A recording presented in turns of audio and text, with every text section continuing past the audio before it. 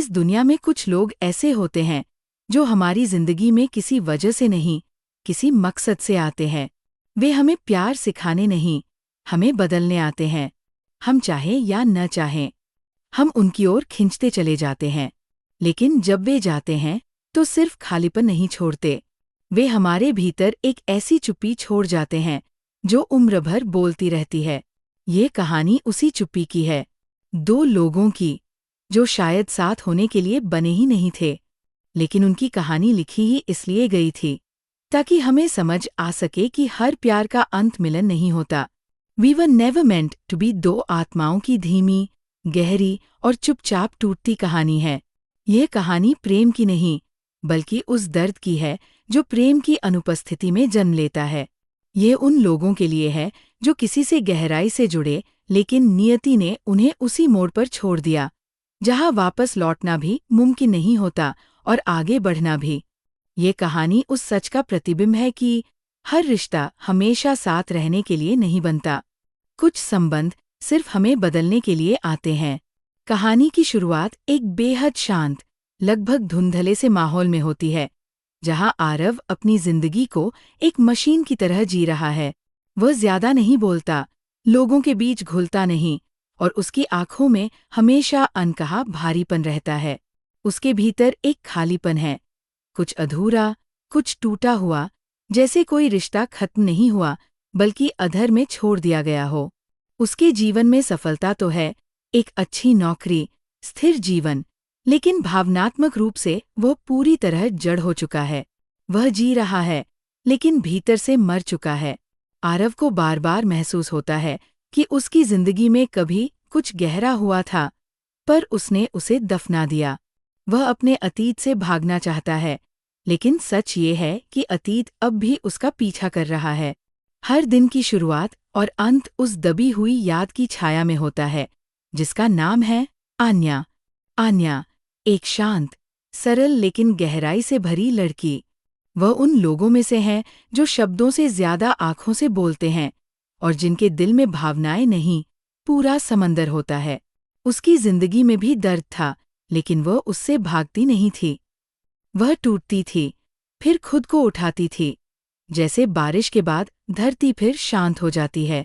जब आरव और आन्या पहली बार मिले थे, वह मुलाकात साधारण नहीं थी।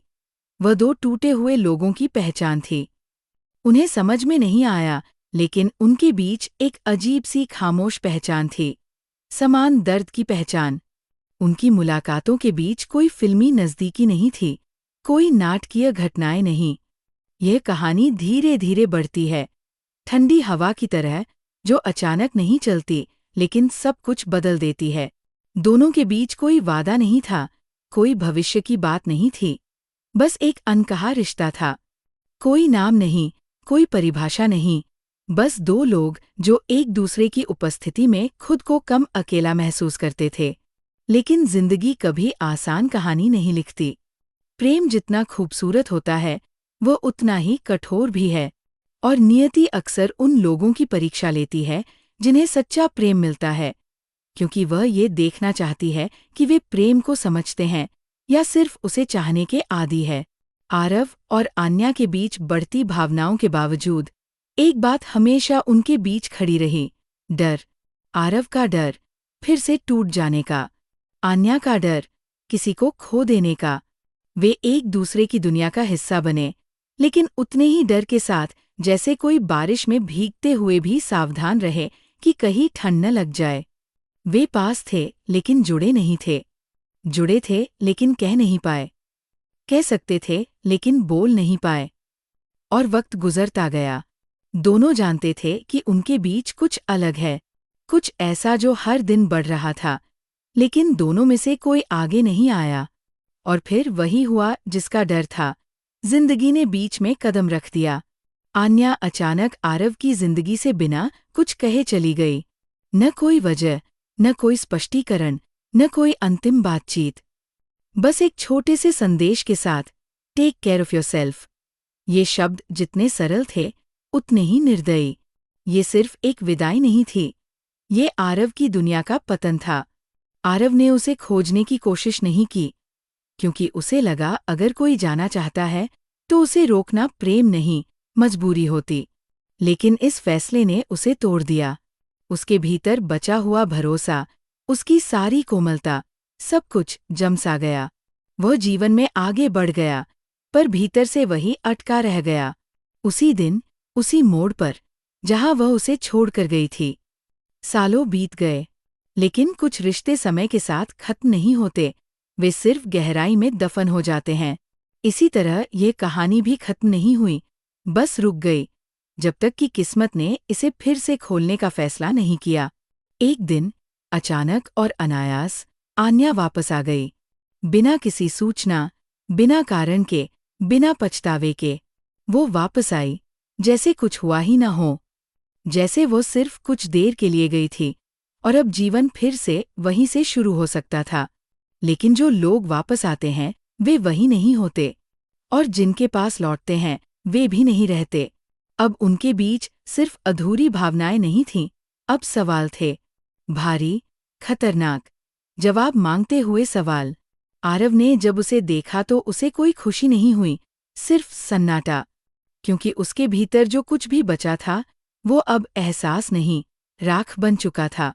उसने एक ही बात सोची, वह वापस क्यों आई है? वह लड़की जिसने उसे बिना वजह छोड़ा था, अब उससे क्या चाहती है?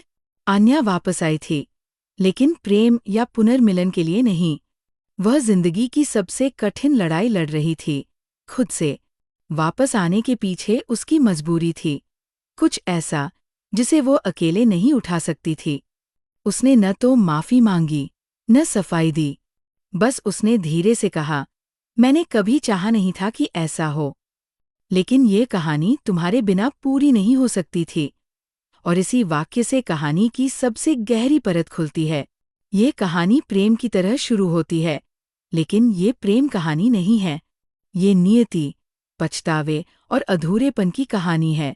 ये कहानी इस सच से टकराती है कि कुछ लोग हमारे जीवन में आते हैं हमें प्रेम सिखाने नहीं, बल्कि हमें तोड़कर ये दिखाने के लिए कि हम कौन हैं और हमें क्या बनना है। आरव और आन्या की कहानी वहीं से आगे बढ़ती है, जहां से अधिकतर रिश्ते खत्म हो जाते हैं, वापसी के बाद। जहां दुनिया सोचती है कि कहानी खुशियों की ओर जाएगी, असल कहानी वहीं शुरू होती है। क्योंकि लौटना आसान है, but healing, that is war. Aarav चाहता था कि वह उससे दूर रहे, उसकी दुनिया से बाहर रहे, क्योंकि कुछ लोगों की वापसी दिल में दबी हुई दरारों को फिर से जिंदा कर देती है।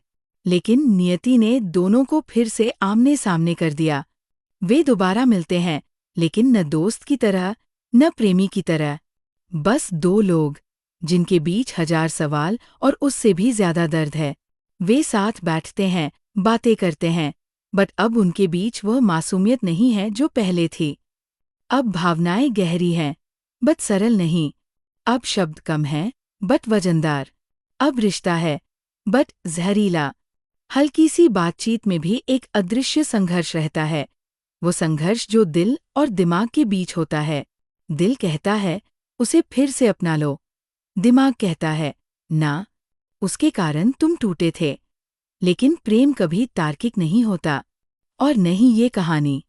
धीरे धीरे यह साफ होता जाता है कि आन्या किसी बड़ी वजह से वापस आई है, और वह वजह सिर्फ भावनात्मक नहीं, उसका अतीत गहरे रहस्यों में डूबा है, और वे रहस्य अब उसके जीवन को निगल रहे हैं। और चाहे वह चाहे या न चाहे, आरव उस रहस्य का हिस्सा बन चुका है। आरव समझता है कि उसे फैसला लेना होगा, आगे बढ़ना है, या फिर से उसी आग में कूदना है जिसके जलने का दर्द वो पहले झेल चुका है।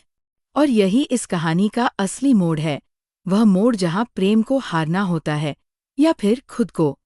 आरव जानता था कि वह फिर से इस उलझन में नहीं पड़ना चाहिए।